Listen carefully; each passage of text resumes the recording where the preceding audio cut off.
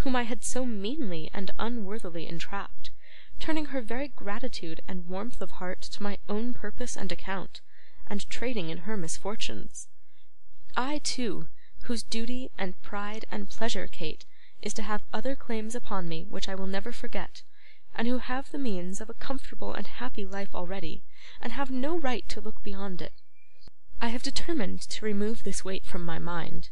I doubt whether I have not done wrong even now, and today I will, without reserve or equivocation, disclose my real reasons to Mr. Cheeryble, and implore him to take immediate measures for removing this young lady to the shelter of some other roof. Today? So very soon? I have thought of this for weeks, and why should I postpone it? If the scene through which I have just passed has taught me to reflect, and has awakened me to a more anxious and careful sense of duty, why should I wait until the impression has cooled? You would not dissuade me, Kate, now would you? You may grow rich, you know, said Kate. I may grow rich, repeated Nicholas, with a mournful smile. Ay, and I may grow old, but rich or poor, or old or young, we shall ever be the same to each other, and in that our comfort lies. What if we have but one home? It can never be a solitary one to you and me. What if we were to remain so true to these first impressions as to form no others? It is but one more link to the strong chain that binds us together. It seems but yesterday that we were playfellows, Kate, and it will seem but tomorrow when we are staid old people, looking back to these cares as we look back now to those of our childish days, and recollecting with a melancholy pleasure that the time was when they could move us.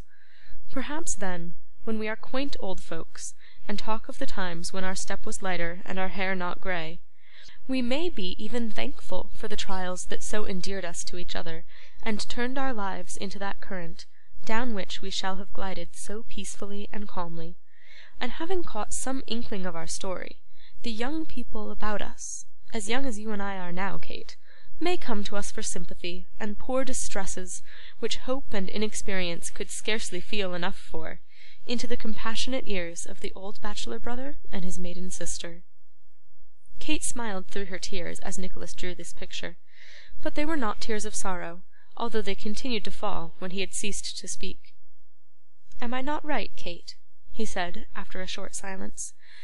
Quite, quite, dear brother, and I cannot tell you how happy I am that I have acted as you would have had me. You don't regret? No, said Kate timidly, tracing some pattern upon the ground with her little foot. I don't regret having done what was honourable and right, of course, but I do regret that this should have ever happened. At least sometimes I regret it, and sometimes I don't know what I say. I am but a weak girl, Nicholas, and it has agitated me very much. It is no vaunt to affirm that if Nicholas had had £10,000 at the minute, he would, in his generous affection for the owner of the blushing cheek and downcast eye, have bestowed its utmost farthing, in perfect forgetfulness of himself, to secure her happiness. But all he could do was to comfort and console her by kind words, and words they were of such love and kindness and cheerful encouragement that poor Kate threw her arms about his neck and declared she would weep no more. What man, thought Nicholas proudly, while on his way soon afterwards to the brother's house, would not be sufficiently rewarded for any sacrifice of fortune by the possession of such a heart as Kate's, which, but that hearts weigh light and gold and silver heavy, is beyond all praise? Frank has money, and wants no more. Where would it buy him such a treasure as Kate? And yet, in unequal marriages, the rich party is always supposed to make a great sacrifice, and the other to get a good bargain. But I am thinking like a lover, or like an ass, which I suppose is pretty nearly the same. Checking thoughts so little adapted to the business on which he was bound, by such self-reproofs as this, and many others no less sturdy, he proceeded on his way, and presented himself before Tim Linkinwater. Ah, Mr. Nickleby, cried Tim, God bless you! How d'ye do? Well, say you're quite well and never better. Do now. Quite, said Nicholas, shaking him by both hands. Ah, said Tim, you look tired, though, now I come to look at you. Hark! There he is, d'ye hear him? That was Dick, the blackbird. He hasn't been himself since you've been gone. He'd never get on without you. Now, He takes as naturally to you as he does to me.' 'Dick is a far less sagacious fellow than I supposed him, if he thinks I am half so well worthy of his notice as you,' replied Nicholas. 'Why, I'll tell you what, sir,' said Tim, standing in his favourite attitude, and pointing to the cage with the feather of his pen. 'It's a very extraordinary thing about that bird, that the only people he ever takes the smallest notice of are Mr. Charles and Mr. Ned, and you and me.' Here Tim stopped and glanced anxiously at Nicholas, then, unexpectedly catching his eye, repeated, 'And you and me, sir, and you and me.' And then he glanced at Nicholas again, and squeezing his hand, said, 'I am a bad one at putting off anything I am interested in. I didn't mean to ask you, but I should like to hear a few particulars about that poor boy. Did he mention Cheeryble Brothers at all?' 'Yes,' said Nicholas, 'many and many a time.' 'That was right of him,' returned Tim, wiping his eyes. 'That was very right of him.' 'And he mentioned your name a score of times,' said Nicholas, 'and often bade me carry back his love to Mr. Linkinwater.' 'No, no, did he though?' rejoined Tom, sobbing outright. 'Poor fellow! I wish we could have had him buried in town. There isn't such a burying ground in all London as that little one on the other side of the square. There are counting houses all round it, and if you go in there on a fine day, you can see the books and safes through the open windows. And he sent his love to me, did he? I didn't expect he would have thought of me. Poor fellow, poor fellow! His love too!' Tim was so completely overcome by this little mark of recollection, that he was quite unequal to any more conversation at the moment. Nicholas therefore slipped quietly out, and went to brother Charles's room. If he had previously sustained his firmness and fortitude, it had been by an effort which had cost him no little pain, but the warm welcome, the hearty manner, the homely unaffected commiseration of the good old man, went to his heart, and no inward struggle could prevent his showing it. 'Come, come, my dear sir,' said the benevolent merchant, 'we must not be cast down. No, no, we must learn to bear misfortune, and we must remember that there are many sources of consolation even in death. Every day that this poor lad had lived, he must have been less and less qualified for the world, and more unhappy in his own deficiencies. It is better as it is, my dear sir.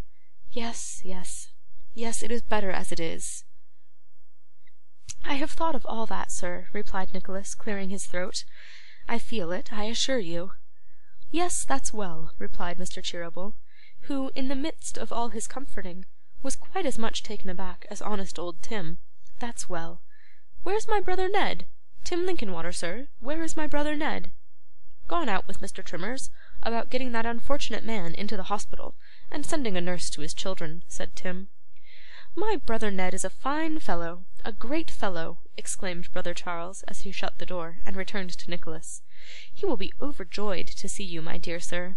We have been speaking of you every day.' 'To tell you the truth, sir, I am glad to find you alone,' said Nicholas, with some natural hesitation, 'for I am anxious to say something to you. Can you spare me a very few minutes?' 'Surely, surely,' returned brother Charles, looking at him with an anxious countenance. 'Say on, my dear sir, say on.' 'I scarcely know how or where to begin,' said Nicholas. 'If ever one mortal had reason to be penetrated with love and reverence for another, with such attachment as would make the hardest service in his behalf a pleasure and delight, with such grateful recollections as must rouse the utmost zeal and fidelity of his nature, those are the feelings which I should entertain for you, and do, from my heart and soul, believe me.' 'I do believe you,' replied the old gentleman, 'and I am happy in the belief. I have never doubted it. I never shall. I am sure I never shall.' 'Your telling me that so kindly,' said Nicholas, 'emboldens me to proceed. When you first took me into your confidence, and dispatched me on those missions to Miss Bray, I should have told you that I had seen her long before, that her beauty had made an impression upon me which I could not efface, and that I had fruitlessly endeavoured to trace her, and become acquainted with her history. I did not tell you so, because I vainly thought I could conquer my weaker feelings, and render every consideration subservient to my duty to you.' 'Mr. Nickleby,' said brother Charles, 'you did not violate the confidence I placed in you, or take an unworthy advantage of it. I am sure you did not.' 'I did not,' said Nicholas for